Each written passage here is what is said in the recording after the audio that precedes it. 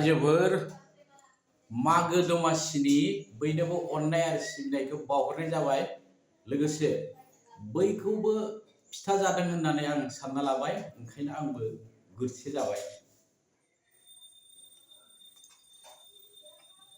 मोनसे खावलायनाय रायजोफोर, बे मागो दमासियाव जों बयबो अनलायना थायो, ज' थायो, बेखौ खावलायहरनाय जाबाय। नांलाय खमलाय दा खालाम, बयबो खौसेयै हारिनि खामानि मावलांदो आरो जोंनि हारिमु मावथिफोरा गासैबो माने अनलायनानै हारिमुआव गोसो होथाबनानै खामानि मावलांदो। बे मागो दमासियाव आं नोंथांमोनखौ बयखौबो आखाइ खबजों खावलायहरनाय जाबाय। लोगोसे बयबो साहाजोंनो गाइखेरजोंनो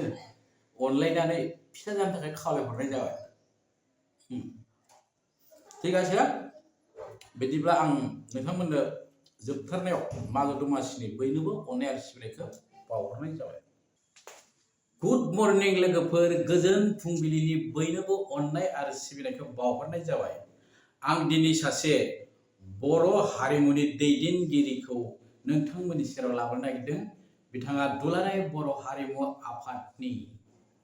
आफादगिरि जगेश्वर ब्रह्म। बिथांजों आं सावरायगोन। नोंथांमोना दान्दिसे नेथ', आं बिथांखौ नायगिरनि। दान्दिसे नेथ' दै।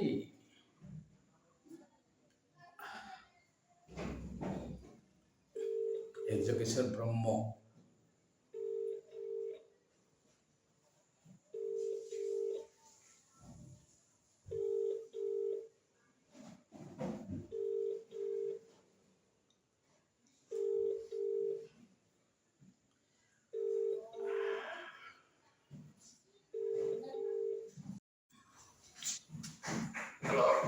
हेलो, जोंहा दुलाराय बर' हारिमु आफादनि आफादगिरिनाव नांबायना बे? नांथारबाय। आं फैलाव बसुमतारी, आंहा मोनसे आर्टिस्ट इन्ट्रडक्शन इउट्युब चेनेल दं। आं बेनिफ्राय नोंथांखौ बरायना लानाय जाबाय। आच्छा, नोंथां बैसोआथ' समब्रा समब्रि जासै, नोंथाङा लिंसै। आं 55 बा आंना 51आव आगान होगासिनो दं। खाथि दे, होमबा आं आदाखौनो लिंसै। आं फंबायाव गोलैबाय दे। औ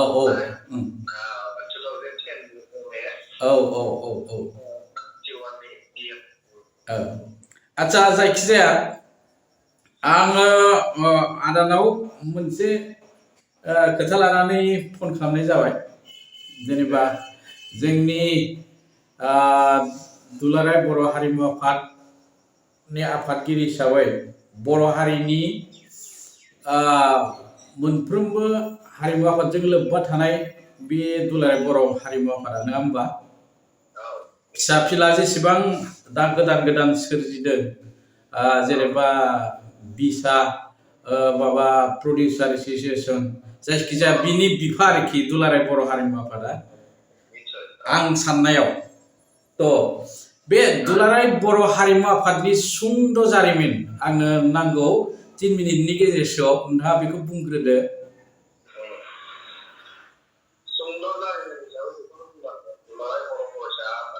औ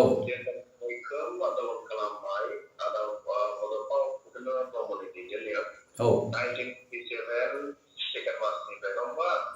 बेनिफ्राय फैनानै आन्दलन खालामै आं जोनोम मोनबाय। सभा देरस' खाथियाव आं जोनोम मोनबाय। बेनिफ्राय दुलाराय बर' हारिमु आफादखौ नांगौ जाबाय, आफादारि जाबाय, फेडारेसन नांगौ जाबाय, आरो बेबायदिनो साख्रिआवला आफाद बा मा होनो ट्राइबेल बर' समाज बेफोर जोनोम मोनजोब्बाय। बेफोरनि ओंथिया बेनो जे माने बर' हारिखौ गेरेमसा दानाय बा बर' बड'लेण्ड सोरजिनायाव जाथि हिसाबै बोरैहाय मजबुत गावखौनो गासैबो बिथिङाव माने गसंथानो हानाय बायदि जौगाखां खालामनो हानाय बायदि बिदि मिजिं लानायनि असिला लानानै दानाय जादों दुलाराय बर' हारिमु आफादखौ बिजिसिलाय जेनेबा दुलाराय बर' फरायसा आफादनि माबाजों आरोखि दैदेननायाव दाजाबाय। बेनिफ्राय जोंनि माखासे फाउन्डार एबा दुलाराय बर' हारिमु आफादनि दा बर्थमान बोसोरगिरि आरो बर्थमान दुलाराय बर' हारिमु आफादनि चिफ इन्सपेक्टर बिथां माने फाउन्डार प्रेसिडेन्ट हिसाबै सासे आर्टिस्ट बा टिचार बा माबा मा होनो जोंनि दुलाराय बर' हारिमु आफादनि फाउन्डार सासे लिडार बा प्रेसिडेन्ट बिथांमोन ब्रह्मजों लोगोसे ओजोंहाय माबामोन थाबाय रजन सरगयारि थाबाय अरुण बरगयारि थाबाय दा बेबायदिनो गोबां थाबाय आरोखि बिल्ला ब्रह्म देबजित ब्रह्म देवेन्द्रनाथ ब्रह्म थाबाय गोबां बेबायदिनो थानानै माने दुलाराय बर' हारिमु आफादखौ हारि मोनसे फेंखा हिसाबै बा मोनसे आंगो आफाद गावआनो मोनसे गाव उदाङै मावनो हानाय बिदि अथ'रिटि होबाय बा बबे बिथिङाव जों मावनानै दा हारिमु बिथिं हारिमु होनब्लाथ' लोगोसे जोङो गासैबो जानाय लोंनाय मावनाय दांनाय फरायनाय लिरनाय खामानि मावनाय गासिबो बुजिजोबो होनबा बे मोनसे ओंथिया बेनो कनसेप्ट गोनांथि आरो जों सासे डक्टरा मोनफ्रोमबो बेमारखौ माने फाहामजोबनो हाया गुबुन गुबुन बेमारनि थाखाय गुबुन गुबुन डक्टरनि दरकार जायो हयथ' आं हले बे डक्टर माने गासिबो बेमार फाहामग्रा बे होनबा हारिमु माने गासिबो मावग्रा होननाय जाहैबाय गासिबो मावनांगौ होननाय स्टाइला जेनेबा खोथा आरोखि जेनेबा नों मोनसे बेमारखौ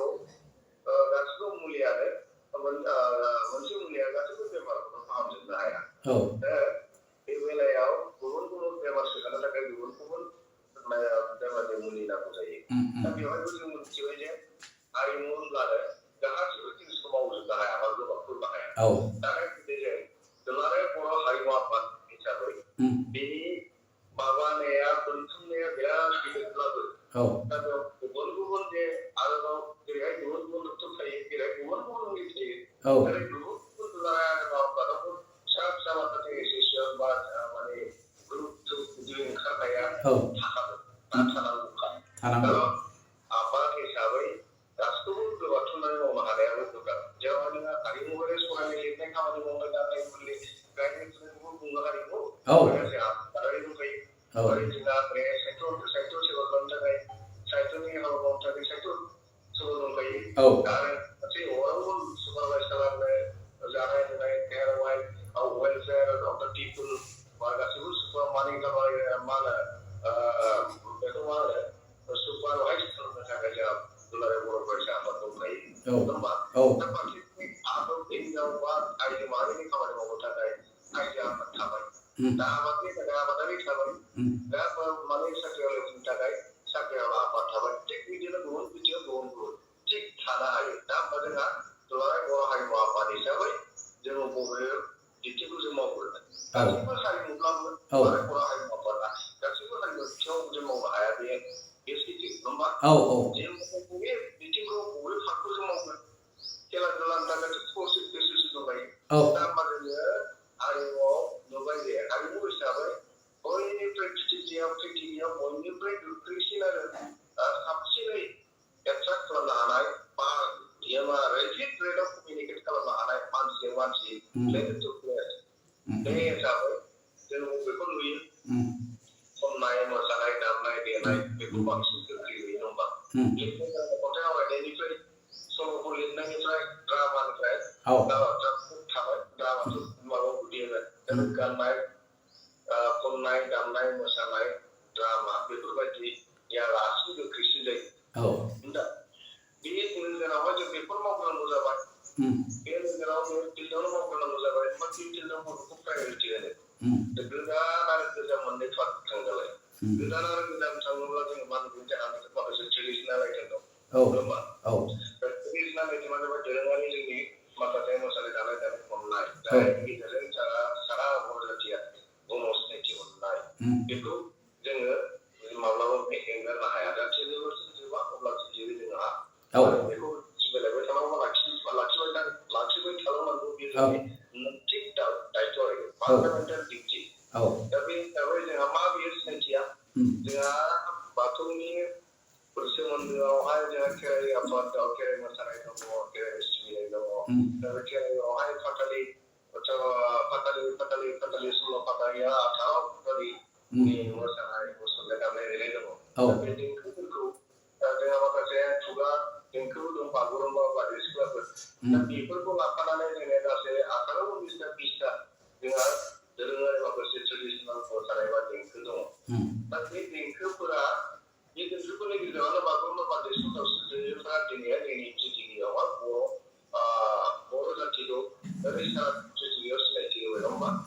दा बेजों लोगोसे जोंहा जोंनो बानायनाय बर' माहारियारि जाथियानो बानायनाय सामब्रा दंफां बिगुर माबाजों दामनाय बानायनाय खाम, सिफुं, सेरजा, बे जथा, बे माखासे मोनथाम मोनब्रै आयदाखौ लानानै आरो जोंहा माखासे माखासे कस्टिउम गाननाय जोमनाय ड्रेस बरायना बेखौ लानानै जोङो मोसाबोनानै बिदि सिनायथि मोनदों। होमबा गोजामनि बेलायाव बे जाबाय आरो गोदानाव जाबाय माने आपग्रेड आपग्रेडेसन जाबाय जोंहा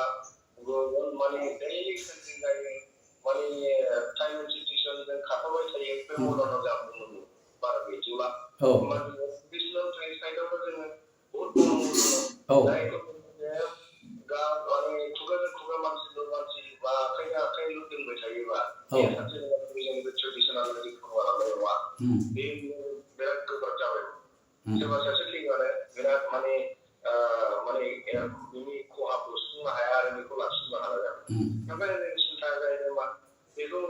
लिटारेचाराव जोङो कनभार्ट खालामनाय मोनसे बेबस्था लानो हायो नामा? दा बेखौ सानै सानसुमैफोरखौ लाफानानै गोबां एक्सपार्टफोरनि सावरायनायनि गेजेरजों लानानै निश्चय जोङो बागुरुम्बा मोसानाय आरो लिरिक्स दं, दामनाय देनाय दं आरो बेहा मोनसे मा होनो बेखौ मा होनो मुद्रा नटिसआव खोख्लैनो हायो नामा? दा नटिसआव खोख्लैयोबा लिटारेचाराव हाबबाय, बेनि बेखौ लिरिक्सआबो थाबाय आरो बेखौ नायनानै बयबो माने बेखौ नायनानै बयबो दामनो बा लिरनो फरायनो बा खुलुमनो हाबाय। ओमफ्राय फरायजोबनो रोङि जानानै थाबाय, नङा होमबा? बे जिनिसखौ जों लिटारेचाराव कनभार्ट खालामनानै दोननायाथ' गाज्रि नङा। होमब्ला जोंहा बागुरुम्बा मोसानाय बोरै देबनाय बोरै जौस्रांनाय बोरै गिदिंनाय बेसेबां देबनाय ओमफ्राय मा देंखो बेसेबां ताल लय मुद्रा बे गासैबो हेड टु हेड बेखौ लाफानानै जों थिग खालामनो हागोन। नङाबाथ' बेखौ जुदि जोङो नटिसआव खोख्लैयाबा माने मानसि गोदान सोलायबाय थागोन, नङा होमबा? बारलांनायाव जि मोसायो माने फैलावबो जि जाबो जानो हागौ, देरगासेयावबो बिदि जाबो जानो हागौ, माने सानैसो बर'नि बेलायाव जि जानो हाया माने बेरि जाबाय थानायनि चान्स थायो आरो। ओमफ्राय जोङो इयुन समाव थिसुमै खालामनो हायो, लिटारेचाराव कनभार्ट खालामनानै दोननो हायो। जुग जुगाबै जाहाथे बियो थांफाबाय थायो लिटारेचार। ओमफ्राय बेखौ नोजोरजों वार्कशप गोबां खालामनायनि गेजेरजों बेखौ खालामनाय आरो लिटारेचाराव बिदिनो गोबांथार गानखौ खुगा मेथाइ बा जोंनि दोरोङारि मेथाइ ओमफ्राय मिउजिक ओमफ्राय बिनि सिफुंनि सोरजिनाय बिनि थिउरि बोरै जोनोम जाया बोरै माया बेफोरखौ गासै ओमफ्राय सल' बाथालिनि मोसानायनि आइटेमफोर बेखौ गासिबो लाजोबनानै मोनसे बिजाब दिहुननाय जादों। खाम जेरैहाय दाममु रोजाबमु देंखोमु ओमफ्राय बिथोरि बिजाब दिहुनखांनायनि उनाव ओमफ्राय जों बेखौ मा खालामजायो? दिहुननानै दोनबाथ' जानाय नङा। बेनि गोरोन्थि थाबाय बेखौ फोसाबनांगौ थाबाय। फार्स्ट एडिसन हिसाबै निश्चय गोरोन्थिया जाखायो आरो गोदान हिसाबै दिहुननाय हिसाबै निश्चय गोरोन्थिया थागोन। दा बेखौ खालामनांगौ थाबाय आरो लोगोसे सिन्था खालामबाय जे मोनसे आपग्रेडेड खामानि मोनसे सिन्था खालामबाय। आरो बे ट्रेडिसन आइटेम बा मोसानाय देंखोफोरखौ मिउजिकखौ जोङो आरोबाव क्लासआवहाय जाहाथे बयजोंबो मोनसे एडिसनेल साबजेक्ट हिसाबै उनाव बा सोरनिबा थाखाय प्रिन्सिपाल साबजेक्ट जानो हागौ बेबायदिहाय सोलोंजानायनि बा कलेजफ्राव माने इन्ट्रडिउस खालामजानायनि मोनसे माने बायबिलिटि दंना गैया? दा रायलायनायनि गेजेरजों वर्कशप खालामनायनि गेजेरजों निश्चय दङ। दङखौ नुनानैनो जोंहा बड'लेण्ड इउनिभार्सिटिनि फेकाल्टिजों रायलायनायनि गेजेरजों मोनसे एप्लिकेसन मोनबाय। बिथांमोना गनायथि होबाय जे एप्लिकेसन जाबाय as per guideline as per syllabus of the Bodoland university. दा बे हिसाबै जोङो क'क्राझार माइनास कलेजावहाय थांनाय मायथाइनि 6 नभेम्बरनिफ्राय डिग्री कलेजाव फोरोंजेननाय बा फरायजेननायनि मोनसे स्कप लानो हायाखै। सानदोंमोन जोङो बेखौ गरजियासलि माने मोनसे इन्टरभिउ सेरेमनि खालामनायनि गेजेरजों जोङो माने बे ट्रेडिशनेल आइटेमखौ जोङो कलेज लेभेलावहाय जुनियर डिग्री कर्सनि थाखाय सोलोंजेननाय बा फोरोंजेननायनि मोनसे माबा खालामबाय एडुकेसन कारिकुलाम खालामबाय ओमफ्राय बेनि कारिकुलामाव जों लाबाय दा बे जिनिसखौ इनोभेट खालामनो सानदों नाथाय टाइम एन्ड सिचुएसना गभर्नमेन्ट आरो राजनितिकआ बेबायदि फेभारेबल जोंनि थाखाय जायाखै जायाखै दा बे फैनानै 3 बोसोर थांबाय 3 इयार डिग्री कर्स माने 6 सेमिस्टार थानाय 1 to 6 सेमिस्टार दा 6 सेमिस्टारा 3 बोसोरनि गेजेराव जोबबाय माब्लाबानो 27 मास 30 जनया मोनसे बेच ओंखारबाय आरो दा खिन्थु जोंहा फारसेथिं जों बिजाबखौ दासिमबो महर होनो हायाखै मोगथाङाव दिहुननो हायाखै खारन बेनो गोबां समाव बागुरुम्बाया बांलादेशआव ओरैबायदि गवालपारा ओरैहाय ब्रह्मपुत्रनि सा खोला बेबायदि एफाएनै दङमोन दा बे दङखौ जोङो बोरैहाय इउनिभार्स खालामनानै कनसेन्सास खालामनानै मोनसे इउनिफर्माव लाबोनो हायो बे नोजोरजों सेलारेन्सआव वार्कशप खालामबाय जोङो दा खालामगासिनो दङ बांलादेशफ्राबो जों कमप्लिट खालामबाय माने गवालपारायावहाय गले गले खन्थाम वार्कशप खालामनानै आरो माने बागुरुम्बा एसे दङमोन बेखौ जोङो माने गवालपारा हास्लाबैनि गुवाहाटि माने बर' साहित्य सभा कमप्लेक्सआव खालामबाय साननै दा बेयावबो हाजोआखै थियाटार थाबाय दा बेखौ खम समनि बिथोराव माने क'क्राझारावनो लानाय जाथों होननानै मोनसे रेजलिउसन लानानै दङ बर' साहित्य सभानि माने स्पन्सरावहाय बागुरुम्बानि एसे एनै थानाय गोरोन्थिखौ बा बयजों गोरोबलायै नुनायखौ जोङो मोनसे मिउचुवेल आन्डारस्टेन्डिंनि गेजेरजों मिउचुवेल मोनसे कमिसन गिभ एन्ड टेकनि गेजेरजों फोजोबनानै लानो सानदों दा जोंनि गेजेराव बांद्राय मदार्नद्राय लायोबाबो सोरबाया गाज्रि नुयो आंथ' जाखाया सोरबा सोरनिया आखाइ देरनाया एसे खम बेसि जादों सोरनिबा जस्लंनाया खम बेसि जादों बबेबा फंबाया माबा एफा एनै थादों बेखौ नोंनिखौ एसे रोंनानै आंनिखौ गारनानै बिदि मोनसे आन्डारस्टेन्डिंनि गेजेरजों इउनिफर्म खालामनो लागोन ओमफ्राय ओरै खोला आरो सोनाब खोला आरो सा जुदि बेबायदि मोनसे डिफारेन्स थालाय लायोबा जोंनि गेजेरावल' कनसेन्सास जानाय नङा आरो बियो मालाबाबो गोजोन जानाय नङा बे नोजोरजोंनो जोङो एसे नेनानै थानाय जादों दा नेनो मोनबायबो जों मोनजोब्बायबो दा एक्सेपसनेल जाबाय भेरि माच एक्सेपसनेल जाबाय रावबो जे गनाया बेखौ हानाय हाला दा जोङो जिहेतु एक्सेपसनेल जाबाय गवालपारानि माने ओरै क'क्राझारनि बा बाक्सानि उदालगुरिनि जे बायदि गोथौ गैलिया बागुरुम्बा बारदैसिख्ला दावस्रि गेलेनाय बेफोराव बे गासिबो जाजोबसिगोन दा बे एसे सोलायनाय बा कमिसन जाबाय दा बेखौ जोंहा जोंनि बाहागोआव खालामनानै रहाय माल्लाबा सुपुर नार्जारि दिलीप नार्जारि माला बसुमतारी आरो नीला नार्जारि ओजोंहाय मानस संगोरा कानेश्वर बर' जिरे नार्जारि बिथांमोनखौ लानानै जों माने बे ट्रेनिं माने इन्सट्राक्टरफोरनि गेजेराव बा पस्टारफोरनि गेजेराव बेखौ थिक खालामनानै लाखिनांगौ दङ बेखौ मोनसे वार्कशप जानानै दं जानांगौ दा बेखौ गावसोर थिक खालामनानै जेबो सोलाय सोल' खालामनायखौ गावसोरनि माबायाव मुद्रायाव गावसोरनि गोसोआव मेन्टेलिटियाव सोनानै लानांगौ जे माने गुबुनखौ फोरोङोबा ओरैबायदि फोरोंनांगौ बिदि जानांगौ जितु जोङो बाय रेजुलेसन कारेक्सनखौ खालामबाय लिटारेचाराव बा लेखायाव बे लेखायाव जोंनि गासैबो बिसोरखौ सोलोंनांगोन दानियाहाय आरो जोंहा जोंनि इन्सट्राक्टर दंसै 40 जनिया बेखौ जों दाखालि थांनाय माबायावहाय आगस्टआवहाय इउएन एकाडेमियाव खननै मोनसे 8 दिनिया मोनसे 6 दिनिया बे 40 जनिया इन्सट्राक्टर तामुलपुरनि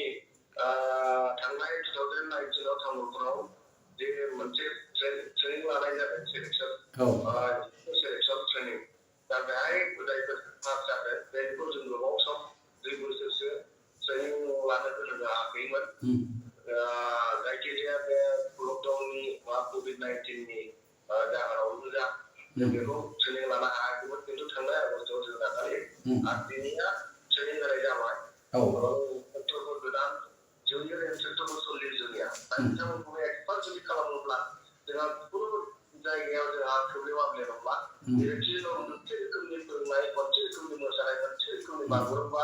बे महरखौ जोङो होनानै एक्सपार्ट खालामनानै हगारजोबनांगौ दाखालि बहुत दा बेबायदिनो गिबियाव दाखालि गवालपारायाव बे मन्थ्रि जानायनियाव बारदैसिख्ला आरो माने बागुरुम्बा एसे सोलाय जाबाय बेखौ जोङो आरो ट्रेनिं होफिननांगौ बेफोरो बेखौ खनसे ट्रेनिं होखांब्लानो माने दानियाथ' गोरों गोरों नालाय लेखा गोरोंबो आरो थाब थाब केपचार खालामनो हायो माने बे हिसाबै ओरैबायदि गोरों गोरों ओंखारबोबाय आरो दा बेखौ सुबुं ट्रेनिं होनानै खनसे हगारखांब्लानो जोंहा प्रब्लेम गैला आरो माने बायसान्स दा थैबाय बायोबा मानिबा फोराव मा गैयाबादि माने बर' माने माबाया दोरोङारि मिउजिकआ थांनाय नङा सोरबा धीरेरामसिया गैयाबादि थांनाय नङा बे जानाय नङा आरो दा जोंखौ गोरोङाबो जाबाय नालाय आरोबाव माने प्रडाक्सन खालामबावनायनि सिगाङाव दा बेबायदियैनो जोङो ट्रेनिंखौ होगासिनो खम समनि भितरावनो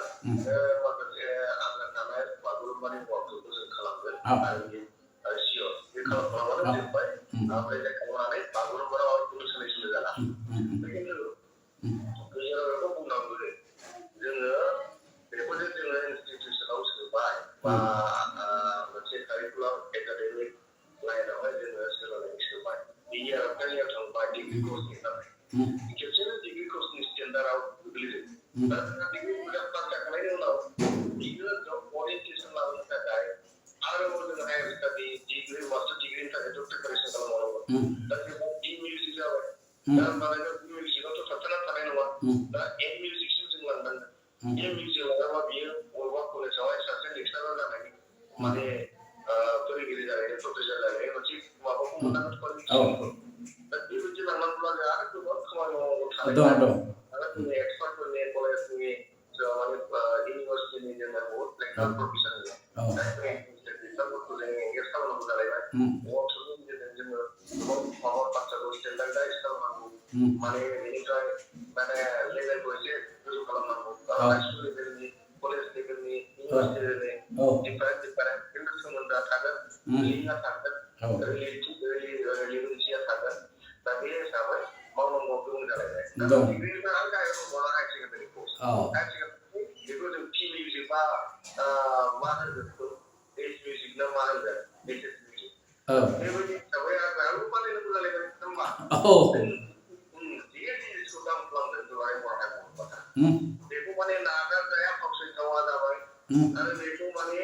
मावथारनांगौआसो गोग्लैबाय दा जोंहा दुलाराय बराय माबानो गोबां हाबा मावनांगौ दंब्ला जे बैसागु सोदांनांगौ माने एक्सपार्टफोरखौ लानानै बैसागुखौ जोङो खालामनांगौ दमासिफोरखौ खालामनांगौ कम्प'जिसन खालामनांगौ मेरला बेफोरखौ जोङो बेखिनि खामानि मावबाय थानायनि थाखायनो वर्कशप हर जानायनि थाखायनो गुबुन साबजेक्टखौनो दांनो हाया जाहैबाय नों गुबुन साबजेक्ट दांनोबा माइनाबो नायबानो जाबाय आरो बेनिफ्राय कम्पिटिसनखौ दौरावदो ओंखायनो कन्टिनिउस मोनसे प्रसेस वर्कशपआ मोनसे वान आफ्टार एनादार माबा ओंखारबाय थायो नाथाय जोंनि गेजेरावथ' आं एक्सपार्ट गैया आरो एक्सपार्ट गैया मानो होनोबा जों एसामिस एक्सपार्ट बा चाइना जापाननि एक्सपार्ट बा बबेबा माने हारियानानि जयपुरनि एक्सपार्ट बेखौ लाबोनानै जोङो जोंनि माबाखौ सोलोंनानै लानो हाया बिदि बाहायजोबगोन बेयो सासे मुरथि दामग्राया बर'नि माने आदावसो दामग्रायाबो बे हारसा मुंसो लाखागोन दा बेबायदि हिसाबै जोंनाव जिफोर दङ एक्सपार्ट जायखौ जोङो एक्सपार्ट होननानै लायो नाय मबाइ खनाय मबाइ बा सामथिं इज बेटार देन नाथिं जोंनाव जि दं बेजोंनो सोदांनांगौ बेनो दा जेनेबा सिफुंनि मोनसे सुर बर'नि बागुरुम्बा बेखौ जुदि गुबुन मानसिया दामो गुबुन जाथिया अबेबा मोनसे नट माबा मोनसे ओंखारथारो गाज्रि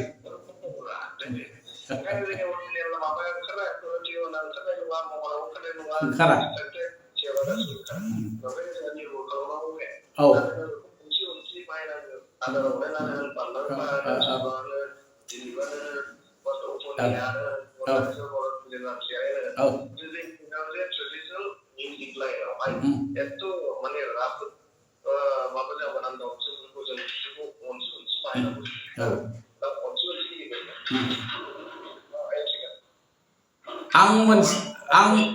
आं मोनसे खोथा सानदेरबाय गेजेराव माबा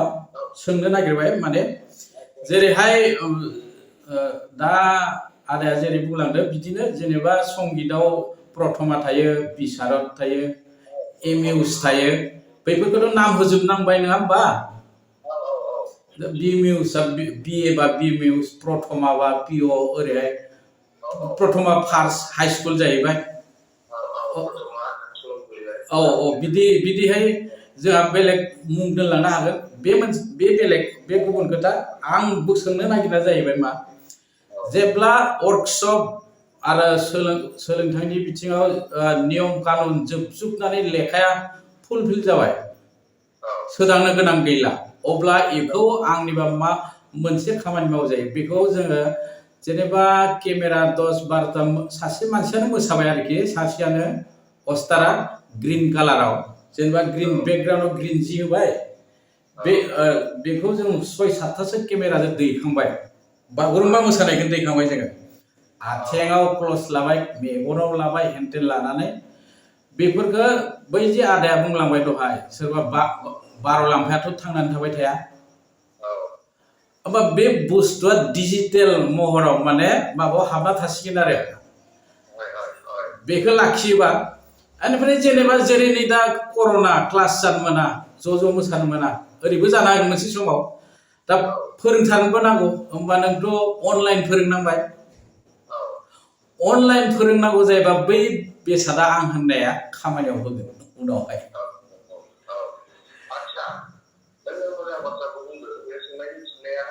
जोङो बेखौ खालामनाया अत्यन्त दरखारि जोङो मोनसे समाव क'क्राझार बै कालचार कमप्लेक्सआव जों माखासे मोनबा आयदाखौ खालामदों बेनि गेजेरावबो माखासे माने शुटिं खालामनानै बेखौ पारमानेन्ट बेयाव माने माबायाव अनलाइनाव हगारनाय बा सोलोंनो हानाय बेबायदि जाहाथे इउनिफर्म जायो आरो बयनिबो मोसानाया जाहाथे एखे जायो बे नोजोरजों शुटिं खालामनानै जों दोनदोंमोन दा बेनि गेजेरावबो बागुरुम्बा बायदिसिना एसे दिफारेन्स उनाव ओंखारबावबाय दा दा बिथांमोना सेटिसफाइड नङा जेनेबा माखासे माबाखौ लानानै जेनेबा बारदेसिफ्रा गावसोर जोनोम जादोंलाय गावस्रा फरायनायनि माबा अर्डिनेटिखौ गावस्रा मेनटेन खालामजानो लुबैबाय माखासे एसे गोमोरना थादों बेखौ जोंनियाव नुबाय ओंखायनो बेनि गोरोबनायखौ मिलिहोनांगौ जानायावहाय जोंहा दा बारदेसिफ्राय बा मोजां खमाव फैदोंब्लाबो गावस्राबो दासिमबो माने ज' खौसे जायाखै जानानै बेखौ माबा खालामनो हायाखै आदाव लाबोनो हायाखै लिटारेचाराव हाबबाय लेखायाव हाबबाय दा लेखायाव हाबदोंब्लाबो मोनसे वार्कशपनि गेजेरजोंसो जोङो बेखौ माने कम्बाइनेसन बा पारफेक्टनेसखौ जों लाबोनानै थि खालामनांगौ बेनि एसे सम थाबाय सम थाबाय बेखौ खालामथारनांगोन होननाय बायदि बागुरुम्बा बेयावबो एसे सोलायनांगौ थाबाय एसे आङो थादों बेखौ साहित्य सभानि प्रेसिडेन्टआव एबसुनि प्रेसिडेन्टआव आरो माखासे स्कलारफोरनि प्रेसिडेन्टआव बिसोरखौ माने एकदम स्वयं सानसे लायोबा साननै लायो थाब खालामनांगौ सानथाम लाब्लाबो बेखौ फोसाबनायनि गेजेरजों खालामगोन आरो बेखौ फोसाबखांनायनि उनावसो जों बेखौ शुटिं खालामनो हानाया फैगोन आरो दा दा बिदिनो एसे बारलाम्फा मोना स्टेज बेरायनानै एसे मोनजायो थांनानै थायो धीरेन मोना सोरबा माबा मोना नरेन बर' मोना कानेक्सन बर' मोना दा खिन्थु बेबो गोमोरलांबा खिन्थु जोंहा बे सफिस्टिकेटेड खुनु माबा गैया आरो दासिम ना टिभि चेनेल दङ जों ब्रा बुंबाय बायबाय टिभि मोनसे माने टिभि चेनेल नांथारगौ इलेक्ट्रनिक मिडिया जायजों जोंनि साननाय मावनाय मावनाय माखासे एक्टिभिटिसखौ जों एक्सप'ज खालामनो हायो जोंनि हिसाबै दा बिदि हायाना जों गुवाहाटियाव गोसो जाब्लाबो हाया दा बेबायदि हिसाबै बेफोर लिकिंनि थाखायनो जोङो खावजाजोबनायसो जायो दा दाखालि बे माबानाया बारलाम्फा बे मोसाहैनानै देखायनाया बिराद मोनसे गिदिर भुल जादों दा फैनानै बा बुजिबाय आंथ' बिराद माने भुल मावदों गावसोर जाबाय बेथ' बिराद भुल जाबावलांबाय दा बेखौ लानानै बिथांमोना बे सारा माबाया जोंनि आखायाव दङ बर'बाबो गारबाबो राभाबाबो आगुबाबो देवरिबाबो सल'बाबो जोंनावबो दंजोबसै दोननोसै आरो फिसा फुरा साबाय खालामनायनि बा गावसिनि मोनसेल' थि खालामनानै दोनथुमनानै दोननाय बे माबाखौ हयथ' जोंहाथ' मोनसे एक्जिस्टिं जोंहा कालचारेल आइडेन्टिटि दं बे आइडेन्टिटिखौ जों सोरथिखौ आरो जोंहा बिटिआर बा बिटिसि हिसाबै जोंहा मोनसे फिसा एक्सपेरिमेन्ट मोनबाय गेजेरजों जों बेखौ लाखिथाबनायनि थाखाय जोंहा मोनसे माबा खालामो दा बेबायदिनो गोबां समाव बेबायदिनो जोंनि माबा कालचारफोरखौ ट्रेडिसनेल माबाफोरखौ सोरबा केमेरा सानानै सोरबा माबानानै डक्टरेट डिग्रि पिएइचडि फरायनायनि नामावहाय कानेक्सन खालामलांनानै बेबायदि गावसिनि होननानै लाहैनायनि बिराद पलिसि दं। बेखौ सावरायनांसिगोन उनाव मोजाङै सावरायना थिग खालामनांगोन। ओमफ्राय जायखिजाया जिखिनि आद्रा दं आंनिफ्राय माने आर'ज थाहैबाय आदामोननिसिम जिखिनि आद्रा खामानि दंबावो बेखौ आंनिबा गोलाव खालामनाङा थाब फोजोबनानै फुलफिल खालामनानै जेरै नारायण भातखान्देया जेरैहाय हारसिंनो लेखा बरननानै दाथ' बे सोदां बिना सोलाय सोल'आनो जाला बेनो बे बेनो बे जोंनाबो बिदि ग्रोब जाना थानांगौ आरोखि खौसे जानानै जाय जि सोर मा सोनो नागिरदों थाबैनो ज' सावरायनानै बिदि खालामनांगौ।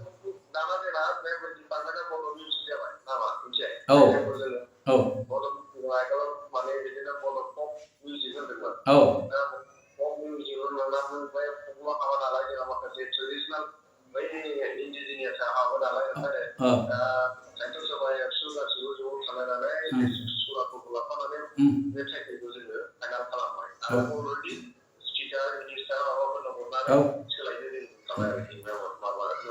आच्छा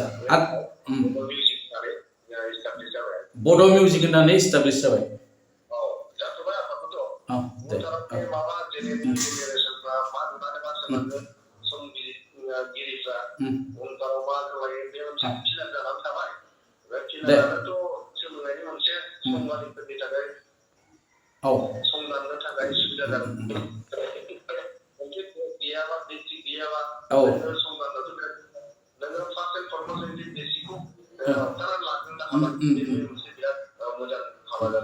आच्छा आदा नोंसोरो जेब्ला सोदांनाया जाजोब्बाय अब्ला आङो माबा इंलिसाव बुंनो हानाय हिन्दीआव बुंनो हानाय ट्रेन्सलेट नोंसिनि खोथाफोरखौ फाइनाल जानायनि उनाव आं गंनै गंथामसो केमेरा लांगोन ओमफ्राय मोनसे जायगायाव जिरायगोन फाइनाल जाखांनायनि उनाव बेफोर खोथाखौ बुहुमाव फोस्रावनो थाखाय हिन्दी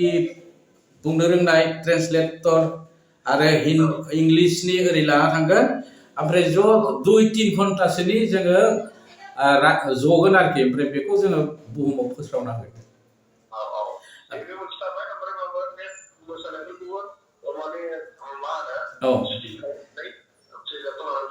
बेखौ प्रिजार्भ खालामना दोननोसै ओरैहाय आंनिफ्राय बेसे हायो हेफाजाब होनोसै नोंथांमोननो। औ औ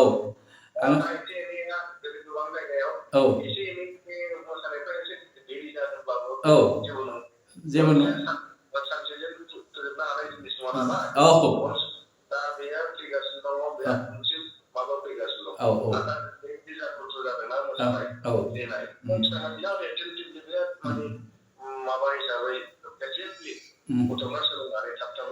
औ दे होमबा आदा जोङो दिनै एसेयावनो दोनथ'नोसै नामा सावरायनायखौ?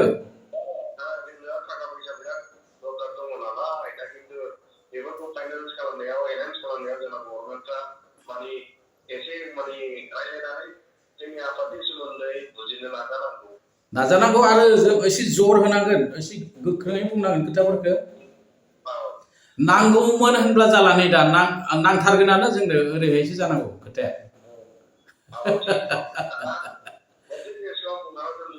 औ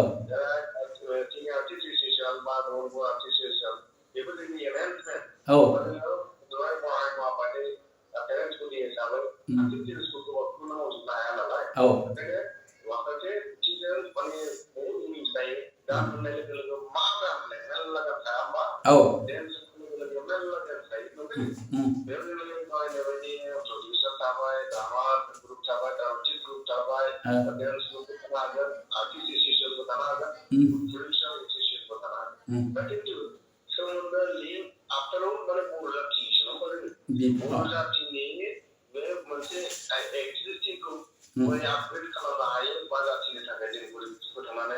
बेखौ बयबो गोसो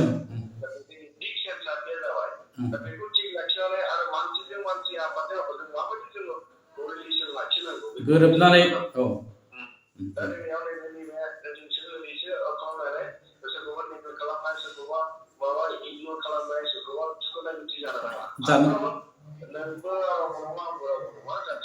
जाथि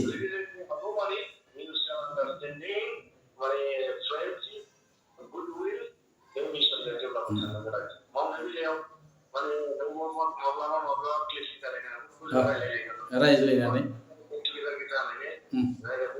बिथिङाव जों मा बारखौ दोनजायो बार माने एरियाखौ दोनजायो एरिया माने बर्डार माने अपारेशन एरिया बबेबा हाबाफोरखौ बबेबा खामानिफोरखौ माने बेबो दांनो हायो आफादजोंबो दांनो हायो बेबायदियाव माने मालाबा क्रेडिट लानानै बै मानसिनि साननाय हनाय नालाय बेफोरखौ एलार्जि जालाया नाथाय बेखौ खुलाखुलियै फ्रिलि ब्रादार्सनि जों रायलायनायनि गेजेरजों मोनसे आन्डारस्टेन्डिं खालामना लानांगौ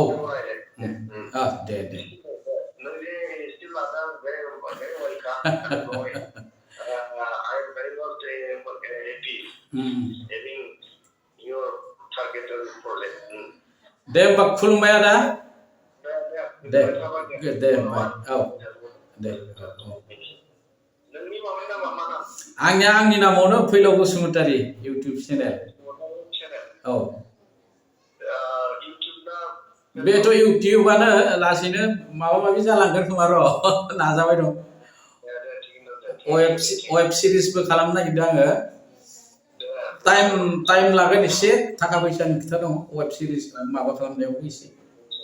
जायखिजाया नै बिदिनो लासै लासै थांग्रोनि आगानसे आगाननै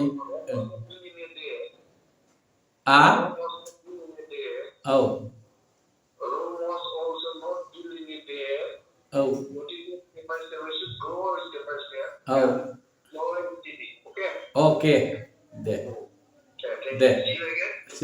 बाय